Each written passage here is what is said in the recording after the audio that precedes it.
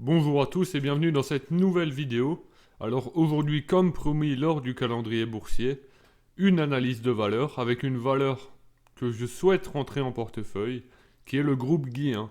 Avertissement, cette vidéo n'est pas un conseil en investissement, mais juste un partage de l'auteur. Aussi, j'y ai passé beaucoup plus de temps à faire cette analyse que pour les autres. N'hésitez pas à me dire en commentaire si vous préférez ce format qui est beaucoup plus détaillé et où l'analyse est beaucoup plus approfondie. En ce qui concerne les sources utilisées dans cette vidéo, tous les documents financiers du groupe Guillain sont dans la bibliothèque de Dividende Annuity. Le lien vers les documents financiers du groupe sera en description. Et aussi toutes les autres sources, les articles, tout ça sera aussi en description. On va commencer par la partie 1, donc la présentation et l'analyse du business du groupe Guillain. Cette partie 1 va se découper en plusieurs parties que vous pouvez voir à l'écran. On va commencer avec la présentation du groupe Guillain. Donc le groupe Guillain figure parmi les principaux fabricants européens d'emballages plastiques alimentaires. Le groupe produit également des équipements de livraison conditionnés. Donc vous avez ici sur cette partie tous les domaines d'activité de Guillain pour les emballages plastiques. Et maintenant je vais passer à la slide suivante. Donc ici vous avez des exemples, des boîtes pour les salades. Je pense que vous en avez déjà tous vu dans les grandes surfaces. La répartition géographique du chiffre d'affaires est la suivante. 36% en France, 19% au Royaume-Uni, 10% en Italie et 35% pour les autres pays, même si le groupe Guillain reste vraiment concentré en Europe. On va maintenant passer à la répartition du chiffre d'affaires par secteur. Donc 93% du chiffre d'affaires est réalisé par la vente d'emballages plastiques. Un exemple que vous pouvez avoir à l'écran, c'est exactement ce que je vous ai montré avant. Et 7%, une plus petite partie, les équipements de livraison conditionnés que je vous ai mis juste ici. Donc vous pouvez voir, c'est ce style de machine pour le transport isotherme, les chariots de petit déjeuner ou encore les scelleuses, tout ce qui est étiquetage des boîtes.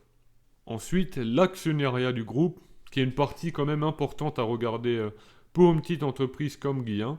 On va retrouver une première partie qui est quand même assez importante, qui représente 65,61% du capital, avec trois sociétés civiles et la famille Guillain encore. Donc ces 65% appartiennent à la famille Guillain. On peut donc en conclure que l'actionnariat est majoritairement familial, ce qui est une bonne chose dans le sens où la famille a tout intérêt à ce que le groupe Guillain soit prospère, mais c'est aussi à nuancer par le fait qu'il peut aussi y avoir des désaccords dans les décisions, même si pour l'instant, le groupe Guillain est très bien géré selon moi. Le groupe Guillain procède aussi à des acquisitions. Je vous ai mis une partie des acquisitions à l'écran, je vous laisserai mettre pause si jamais vous voulez toutes les lire, ou je vous mettrai aussi un lien de ces acquisitions en description. Et la dernière acquisition, c'est l'acquisition de la société Thermoflex en Suisse, spécialisée dans la distribution d'emballages alimentaires sur l'ensemble du marché suisse à destination des acteurs des métiers de bouche principalement. Toutes les acquisitions du groupe Guillain restent vraiment dans le même secteur que ce que Guillain faisait au début, ce qui renforce ma confiance dans le groupe, car Guillain sait tout simplement ce qu'il fait et ils ont de l'expérience dans le domaine. Guillain s'était aussi diversifié, du coup, comme dit, avec l'acquisition par Socamel Technologies des actifs de l'activité chariot et distribution de repas, même si, comme on vient de voir, ça reste une part minoritaire du chiffre d'affaires. Ensuite, on va passer au groupe Guillain et l'ISR. Je vous ai mis en bas, ISR ça veut dire investissement socialement responsable. Donc dans un premier lieu, on peut voir que le fonds Nova 2 est investi à hauteur de 3,24% du capital de Guillain. Nova 2, c'est tout simplement un fonds comme je vous ai mis à droite. Et comme vous pouvez voir dans les premières phrases, cette nouvelle phase de l'histoire de Nova 2 est également l'occasion de renforcer l'engagement du fonds en matière d'ESG. Donc on peut voir que déjà, des fonds vont aller chercher du groupe Guillain, enfin vont rentrer au capital du groupe Guillain. Je vais maintenant vous passer une vidéo pour un peu vous montrer ce que le groupe Guillain fait derrière. Une vidéo que j'ai trouvée qui vient de France 3. Le lien sera aussi en description. Je vous propose de la regarder et je la commenterai juste après. France, notre entreprise France Télévisions a lancé son propre tour, un tour de France de la transition écologique. Il est consacré aux bonnes initiatives pour la planète. Et ce midi, on s'arrête à Ornans, dans le Doubs, chez l'entreprise Guillain, spécialisée dans l'emballage plastique et qui tâche, autant que possible, de réduire ses déchets. Adélie Floch, Laurent Brocard. Au cœur de la verdoyante vallée de la Loue, une usine d'emballage alimentaire qui se veut verte, elle aussi. Ici, les employés fournissent eux-mêmes une partie de la matière première. Anne-Lise a apporté des déchets plastiques depuis chez elle. Je les ai mis dans ce nouveau bac que l'entreprise nous a mis à disposition et c'est super pratique et on a l'impression de faire partie comme ça d'un mouvement pour que ça aille mieux pour notre planète, quoi. Un mouvement lancé il y a plus de 15 ans dans cette entreprise. En plus du bac de tri, des machines comme celle-ci sont conçues. Grâce à elles, les chutes de plastique issues de la fabrication ne se perdent pas, mais se transforment. De ce site ne sort aucun kilo de matière. Tous les rebuts que dans d'autres industries on va acheter dans des bennes à déchets et puis qu'on va enfouir ou qu'on va vendre à des sociétés, nous, on les réutilise, on les broie et on les réintroduit dans des silos qui sont à l'entrée de l'usine pour les réutiliser dans nos processus de production. 1,7 milliard de produits sont fabriqués chaque année par le groupe présent dans toute l'Europe. Les emballages sont le résultat d'un mélange de plastique PET, neuf et recyclé. En moyenne, une barquette est constituée à 70% de matière régénérée. Ici, on a 4 échantillons de matières premières. Donc, on a la matière vierge, on a le rebroyé interne issu de nos chutes techniques, et puis on a la matière recyclée qu'on achète à l'extérieur, qui est issue du tri sélectif. Et notre problématique aujourd'hui, c'est de trouver cette matière, puisque l'extension des consignes de tri en France n'est pas suffisamment développée. Et donc, le groupe travaille en étroite collaboration avec les pouvoirs publics pour ce recyclage des poubelles jaunes à 100% sur tous les emballages. La simplification du tri devrait concerner tous les Français d'ici 2022, de quoi alimenter la boucle infinie du recyclage. Donc voilà, vous avez pu voir cette vidéo et on peut voir que Guillain commence déjà à recycler le plastique de ses employés. Mais en plus de ça, j'ai trouvé ces petites explications sur le groupe Guillain, sur leur site du moins. Donc on peut déjà voir que les emballages du groupe Guillain sont 100% recyclables, réutilisables ou compostables. Donc c'est une des tendances que j'aimerais bien jouer à long terme, hein, parce qu'on va voir par la suite qu'on n'est qu'au début de cette tendance de recyclage, de compostage, de toutes ces matières qui étaient avant plus polluantes. Et on peut aussi voir ici, nous développons enfin depuis 2014 une gamme biosourcée compostée d'emballages biodégradables et compostables en fibres végétales ou bioplastique ou 100% recyclables, emballage en carton ou en carton PET. Donc c'est vraiment moi cette tendance que j'aimerais jouer à long terme. On va maintenant passer à l'explication de l'économie circulaire. Donc c'est à nouveau un graphique que j'ai trouvé sur le groupe du Guillain. Je vais aussi le commenter. Donc on a tout d'abord la production du plastique. On a ensuite la distribution du plastique. Donc dans les grandes enseignes, où à chaque fois où vous voyez les emballages plastiques. On a ensuite l'utilisation du plastique. Donc là le graphique nous dit que en 2020, 31,8 millions de Français peuvent trier tous les emballages, notamment via les poubelles jaunes. Et l'objectif, c'est de voir 100% des Français, soit 67 millions de Français, dans les années à venir. Donc déjà, cette marge, ça fera du plastique potentiellement que les gens achèteront, enfin du moins en partie, au groupe Guillain. Et même ce plastique qu'on va voir là, il peut aussi être recyclé par le groupe Guillain. Donc en 2020, 1,2 million de tonnes de déchets d'emballage plastique post-consommateur collectés en France. Du coup, notamment dans les poubelles jaunes recyclables. En 2019, 200 centres de tri en France permettent de séparer les emballages selon le matériau utilisé. C'est ce qui va faciliter ce recyclage au groupe Guillain.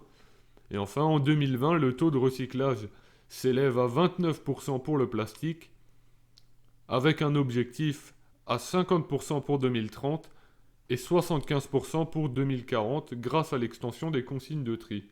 Et là où je trouve le groupe Guillain très intéressant, c'est que justement, Guillain est l'un des acteurs de ce recyclage du plastique. Ce recyclage justement qui permet de nouveau au groupe Guillain de recréer de nouveaux emballages. Et en fait, c'est C'est ce qu'ils appellent l'économie circulaire. Donc à chaque fois, il y a une consommation, il y a un recyclage, il y a un tri. Et je trouve que moi, c'est vraiment très intéressant. J'ai aussi trouvé un article américain, le lien sera en description, qui dit que les principales conclusions du rapport incluent également une majorité de consommateurs qui s'identifient comme étant soucieux de l'environnement, avec plus de 2 consommateurs sur 3 citant les emballages écologiques et recyclables comme importants. Donc on peut déjà voir que les emballages écologiques sont préférés par rapport aux emballages, enfin du moins les emballages qui sont aussi recyclables sont préférés par rapport aux autres emballages non recyclables. Et sur les 74% qui ont déclaré qu'ils paieraient plus pour un emballage durable, près d'un quart sont prêts à payer un coût accru de 10% ou plus. Donc on peut voir que ça intéresse de plus en plus de monde d'être éco-responsable dans sa démarche de consommation et que les gens, si ce plastique venait à coûter plus cher, il y aurait quand même une grande partie qui serait prêt à le payer en plus. Je me suis maintenant rendu sur un article du site BPI France, le lien sera aussi en description, qui a pour sujet demain le plastique, alternative recyclage et compostage. Donc ce que j'ai trouvé intéressant dans cet article, c'est ces petites cases avec idées reçues. Donc en 2030, nous n'utiliserons plus d'emballage plastique. C'est faux, tout simplement car les propriétés du plastique comme la légèreté ou la souplesse le rendent incontournable de nombreuses applications, ça veut dire qu'on ne pourrait pas s'en passer. Ensuite, la deuxième idée reçue, demain les emballages plastiques seront éco-conçus, donc c'est vrai, et justement Guillain fait partie de ce cercle d'éco-conception en France, et ça renforce encore ma confiance dans l'entreprise. Ensuite, en idée reçue numéro 3, la filière du recyclage du plastique est une filière mature, donc notamment en France. C'est faux. Cependant, nous devrions assister à un véritable renouveau industriel de la filière plastique dans les années à venir.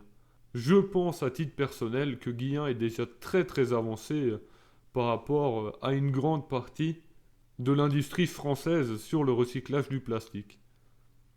Et ensuite, l'accès à la matière recyclée sera un des enjeux de demain. C'est vrai, il devrait y avoir une forte demande de matière plastique recyclée dans les années à venir. Et si Guillain venait à augmenter son activité de recyclage de plastique, je pense que ça pourrait être encore plus profitable pour l'entreprise. Et ensuite, la dernière idée numéro 5. La France est en retard au niveau européen en termes de recyclage d'emballage plastique. C'est vrai, le taux de recyclage d'emballage plastique est aujourd'hui de 26% en France. Et qui dit retard sur le recyclage du plastique veut aussi dire que la France va faire appel à des acteurs pour recycler plus de plastique et Guillain fait partie de ces acteurs. On va maintenant passer à la deuxième partie, la partie analyse fondamentale. Vous avez aussi ici à l'écran les différentes parties de cette analyse.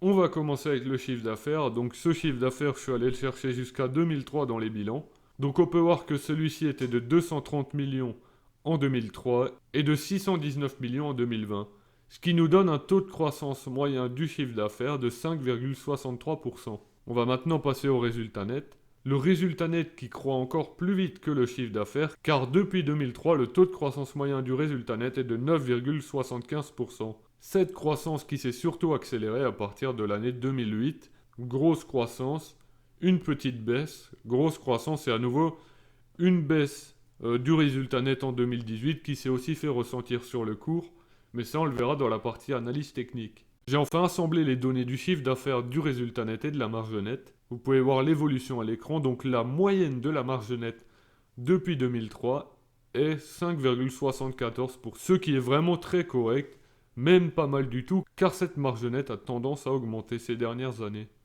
On va aussi maintenant parler du dividende de Guillain, même si je ne pense pas que ce soit l'une des raisons principales pour acheter des actions du groupe. Donc celui-ci a été réduit pour l'exercice 2019 et fortement augmenté pour l'exercice 2020. Le taux de croissance moyen du dividende est de 12,27%, mais il faut nuancer aussi par le fait que ce dividende a été fortement augmenté pour essayer entre guillemets de rattraper l'année 2019. Mais encore une fois, le dividende n'est pas du tout la raison pour acheter des actions du groupe Guillain, parce qu'on va passer à la partie suivante, qui compare le dividende, le bénéfice par action et le payout ratio du groupe Guillain. Ce graphique nous démontre que le dividende par action est corrélé avec le bénéfice par action.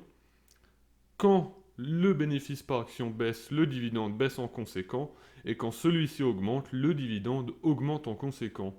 Le payout ratio moyen du groupe Guillain sur la période 2008 à 2020 est de 24,54%, ce qui est vraiment très peu, mais le dividende pour Guillain n'est pas forcément une priorité, mais plutôt un moyen de redistribuer ses bénéfices aux actionnaires. J'ai maintenant aussi comparé l'endettement net, les capitaux propres et le gearing. Le gearing, c'est le ratio d'endettement net. Ce gearing était de 56% en 2003. Il était en tendance baissière jusqu'à 2009. Il a fortement augmenté en 2010, mais je pense qu'il y a eu une acquisition derrière ça. Et ensuite, le groupe Guillain a continué à rembourser sa dette. Et en 2020, le ratio d'endettement net ou le gearing du groupe Guillain est de moins 3%. Ça veut tout simplement dire que l'endettement net est négatif, ça veut dire que la trésorerie est supérieure à l'endettement financier. Ça peut aussi se traduire par le fait que si le groupe Guillain venait à avoir des problèmes, ils pourraient rembourser leurs dettes sans souci, et en un instant via leur trésorerie. J'ai aussi pris le free cash flow des 5 dernières années, de 2016 à 2020. Pour rappel, le free cash flow, c'est le rapport entre ce que l'entreprise dépense et ce que l'entreprise gagne. Donc quand le free cash flow est positif, ça veut dire que l'entreprise arrive à faire rentrer de l'argent dans les caisses. Donc depuis 2016, le taux de croissance moyen du free cash flow est de 10,2%. Il y a eu une baisse sur l'année 2017 et 2018 comme le résultat net, et comme on va le voir sur le cours de bourse dans la partie analyse technique, mais la tendance à long terme reste quand même haussière. Ce qui est une très bonne chose pour la prospérité du groupe. J'ai aussi fait une partie ratio de valorisation pour essayer de déterminer si Guillain est surévalué ou bien sous-évalué, ou bien même à sa juste valeur. Donc le PER, le Price Earning Ratio, qui est tout simplement les résultats de la division du cours par le bénéfice par action, est de 7,36. 7,36 qui est déjà très peu, mais je pense que même si on prenait le PER Forward, ce qui est le PER futur, avec les perspectives de croissance intégrées dedans, je pense que celui-ci serait encore plus petit.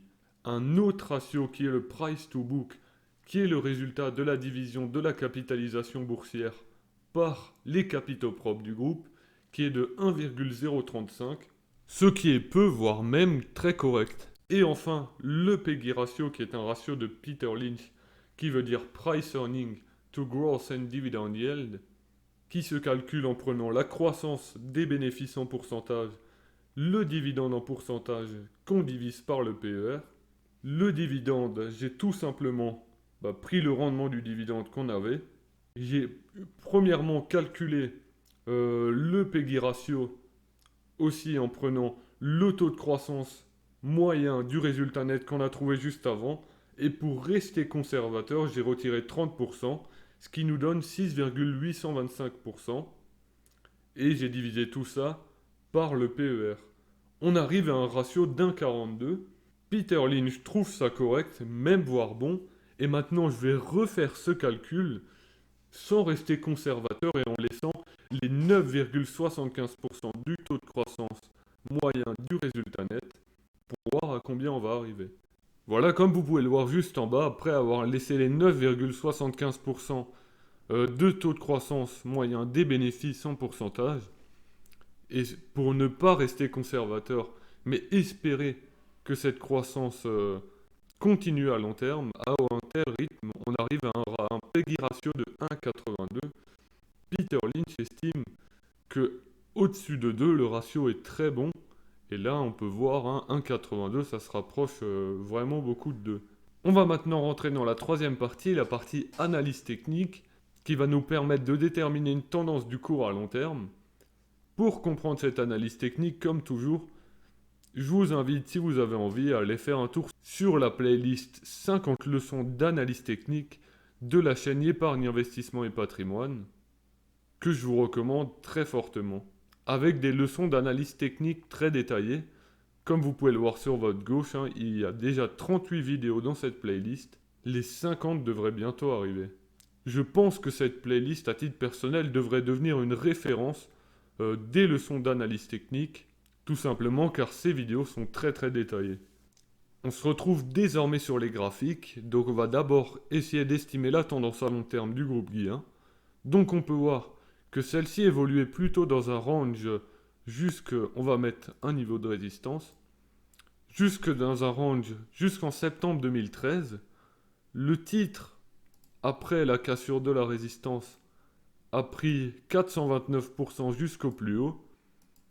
Les plus hauts de 2017, c'est ce que je vous disais hein, avec le chiffre d'affaires et le résultat net, celui-ci était en baisse jusqu'en 2018. Après cette baisse du chiffre d'affaires et du résultat net, on a pu observer une baisse de 75%, hein, ce qui est quand même conséquent. Sur ces plus hauts, j'ai aussi vu une figure en épaule, tête, épaule, qui nous donnait un premier objectif à 32,35 € qui a été atteint, un autre objectif à 25,10 € qui a aussi été atteint. On est venu aller toucher la moyenne mobile 200 et on a rebondi dessus. Moyenne mobile 200 qui a été touchée sur les plus bas de mars 2020 avec la crise du Covid. On est en unité de temps hebdomadaire. Donc là, on peut voir déjà la ligne de coup de l'épaule tête-épaule qu'on a vu juste avant. Ensuite, je vais me rapprocher des cours d'aujourd'hui. Et d'ailleurs, hein, je tenais à le préciser, je viens d'acheter du Guillain. Au moment où je tourne cette vidéo, on est le lundi 24 mai. Guillain que j'ai acheté vers les 24,60 € il me semble. Et de toute façon, j'ai confiance dans l'entreprise à long terme. Donc on avait cette figure, enfin du moins moi je considère qu'il y a une tasse avec anse, avec un premier objectif à 23,85 € qui a déjà été atteint. On a fait un pullback dessus. Là, on est un peu au-dessus. On a la moyenne mobile 200 qui a fait office de support sur les dernières semaines.